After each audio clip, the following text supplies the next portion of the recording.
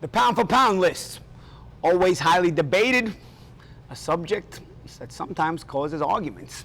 Friendships can even end when you discuss the pound-for-pound list. We're going to go into our top 3 pound-for-pound. And honestly, since we didn't pre-discuss this, we may argue ourselves. Let's check it out. For me, guys, I'll start me. My top 3 pound-for-pound. Terrence Crawford, Canelo, Naoya Inoue. Those are my top 3. Where you guys at from here? Roy, well, Antonio? My top 3 is because, you know, these are guys that I like a lot. Tyson Fury, number 1. The heavyweight, the big guy, undefeated.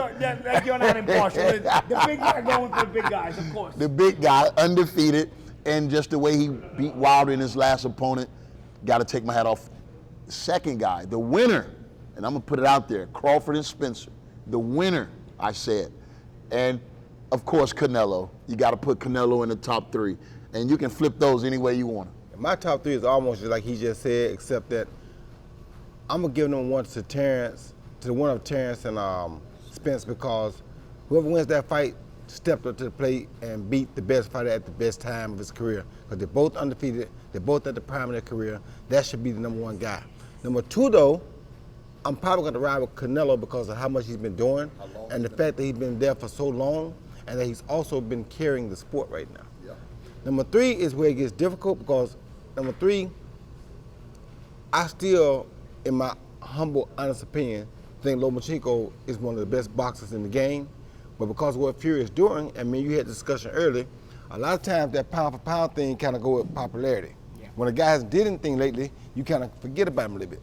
So until Loma can get back and do something, people going to forget about him again. But pound for pound, until he retire, he's going to stay in my top 3. Yeah. You understand me? And right now, I would put him and Tyson Fury together because Tyson Fury has been doing some really good things. Mm-hmm. And when I say pound for pound, it's like Tyson Fury is not a big knockout puncher, but he's knocking people out now. Yeah. He wasn't known as a guy that could knock you out one punch. You understand me? He's steadily knocking people out now. So he always had the mental, he always had the footwork, he always had a lot of the IQ. He had a lot of things that it took to be on the pound-for-pound list. The only thing he was missing was a little bit of power. Now his last 3 fights been by knockout.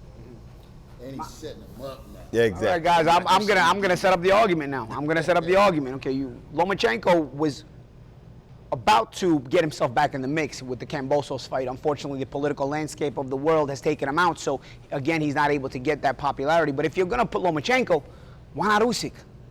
With what Usyk has accomplished. Because Usyk has his first fight at heavyweight, right? Yeah. Right? Okay. Well, he's got a few fights at heavyweight, but he won first the heavyweight world title, right? Yeah. Okay, so in my opinion, they're both in the same place. Yeah. I have not seen Usyk demonstrate no footwork like I've seen Lomachenko demonstrate. None. All right? I have not seen. What about the Murat Gassiev fight? I mean, God, he had to use that footwork. He used footwork, but it didn't look as graceful as Lomachenko looks. You see, once again, we talk about. It's not everybody can be like you, where they're big guys that can move like lightweights, though, man. You know? I'm not saying. I'm just saying that when you talk pound for pound, you gotta be able to do things gracefully. You gotta be different than everybody else.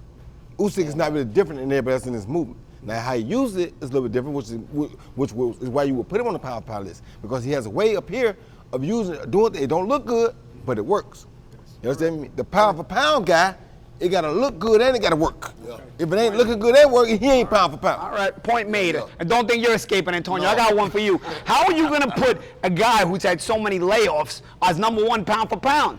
Who is that? Tyson Fury. Oh, Tyson Fury layoffs. You know, he's terrific. I agree, he's terrific. But number 1 pound for pound. I mean, he still hasn't had the consistency to his career to be number 1. I like the big guy, man, and then he's been holding it down. You know, he's pretty much has had his own era in the game after taking over for Klitschko.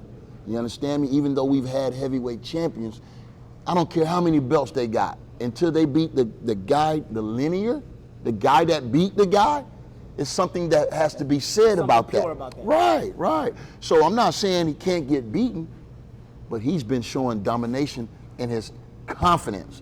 It ain't like he's been getting lucky. He's been telling these guys what he's going to do to them and carrying it out. Right. You know what I mean? All right, that's the explanation from my guys right here. My explanation from my pound for pound top guys is an interesting one, because I got Terrence Crawford as number 1 because of the things he's been able to do in different weight classes and looking so spectacular doing it and looking so smooth, silky smooth doing it. But yet, as a smaller guy, I actually pick Errol Spence to beat him. but Errol Spence just has his body of work does not equal what Terrence has done and the way Terrence has done it. But styles do make fights. So that's interesting about my number one pound for pound. Number two, Canelo speaks for itself. The popularity contest is a big deal. Also, he's had a lot of great results. Have some been controversial? Absolutely, but you still have to put Canelo in there. Naoya Inoue is somebody that people may argue with it, but I think he's dynamic. I think everybody you put in front of him, he's been very spectacular. He had some trouble with Donaire, but at the same time, that also makes him exciting. So again, that helps out with the popularity part of it. Knockouts help out with the popularity part of it. He's a super knockout puncher. I don't think you're going to see a bad fight with Naoya Inoue, and right now he's still undefeated. So that's my explanation for my top three. You got the explanation from my cohorts here for their top three. We know you're going to argue and debate, even us. Put in your number one pound for pound and your pound for pound list in the comments, and don't forget to like, comment, and subscribe. Just be nice when you argue with us, all right? Never miss an episode. Don't forget to like and subscribe to our YouTube channel and follow us on social media. ProBox TV.